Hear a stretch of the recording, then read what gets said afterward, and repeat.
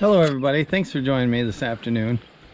I'm going to show you my new ram pump, and I'm saying new because I rebuilt it all together. I had a ram pump down the creek across the road, and the valves, the check valves, were getting worn on it, and sometimes it'd be working then it'd stop and I have to restart it. So I bought all new components except for one. I actually bought a new swing gate valve, and I did have an old check valve that I picked up at a Habitat for Humanity, so I'm hoping it's still good and works. But anyhow, I'm going to show you my ram pump and explain how it works a little bit, and I'm going to take it down the creek and get it connected so I can get water pumping up to my animals in my garden. Well, here's the ram pump, and this is where the intake line hooks up, so the flow of the water from the creek will be flowing water in here. And what happens is when the water's flowing through here, the water's going to come out of this check valve. It's going to come flowing up out of here, and when it does that, it puts pressure on the valve in here, and it'll shut it. And when it shuts that, then the only place for that water to go is through this swing gate valve, which it'll flow on through here and come up in this air chamber. And what happens here is that water starts rising in this air chamber and compresses that air. And as that air gets compressed, what it does is it forces that water back down. And when it forces that water down, that makes this swing gate valve go shut this way, so the water can't flow back upstream, and it pushes it out this end right here. There's going to be a nipple and a line hooked here that runs on down the creek, and I got the line run down the creek and goes up the bank to a water tank for my horses. So I'm going to take this down there and get it hooked up. Once I get it all hooked up, I'll show you the whole deal.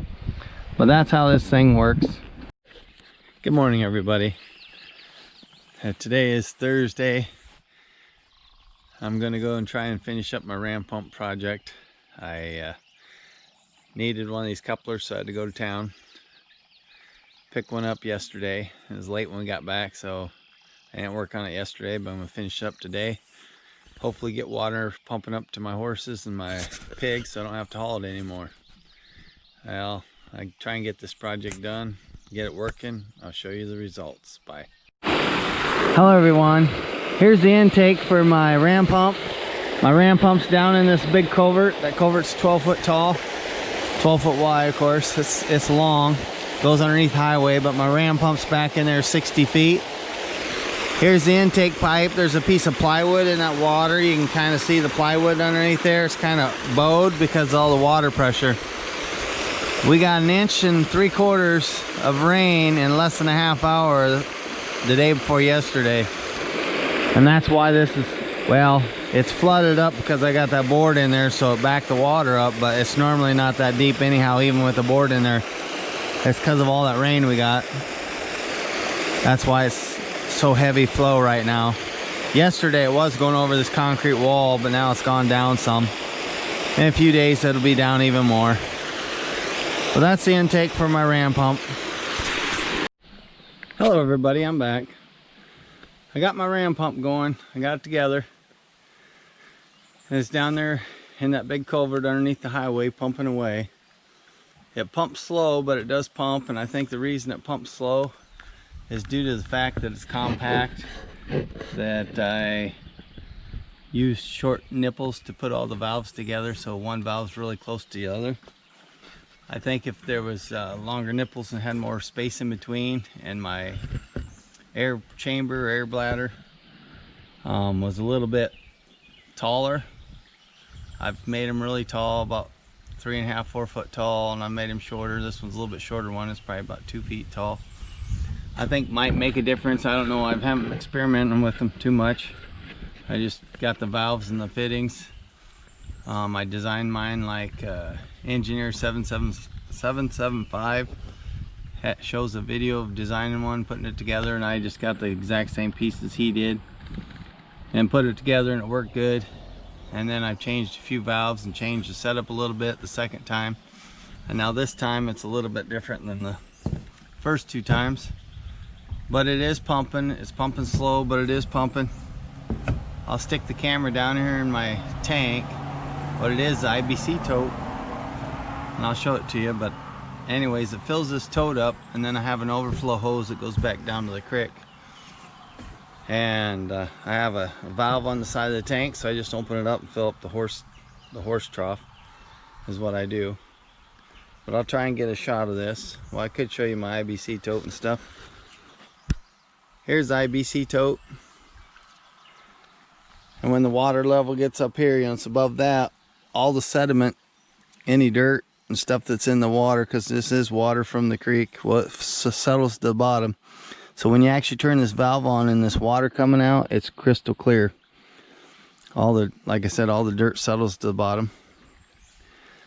But anyhow, I'll stick the camera down in this tote and show it, try and get a shot of the water trickling down the side.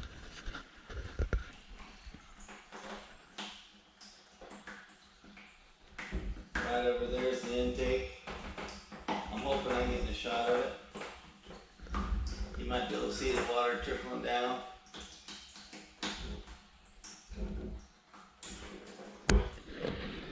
My old ram pump, when it was going, you could hear it shooting it in. It kind of splurted out kind of with a little bit of pressure, but like I said, this one doesn't have the pressure, but it's pumping the water uphill.